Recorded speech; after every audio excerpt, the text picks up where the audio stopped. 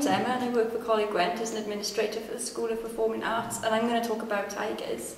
The main predator of the tiger is man. Tigers have been hunted heavily by humans over the years. This is not just to eliminate threats to their livestock, but also for sport, trophies, skins and sources of traditional medical products. Superstition has surrounded tigers for centuries. Their body parts are used in medicines and as aphrodisiacs in Asia. Humans have also altered the natural habitat of tigers by cutting down trees, polluting the air and water, and hunting their prey. Humans have also encroached on the tiger's feeding range.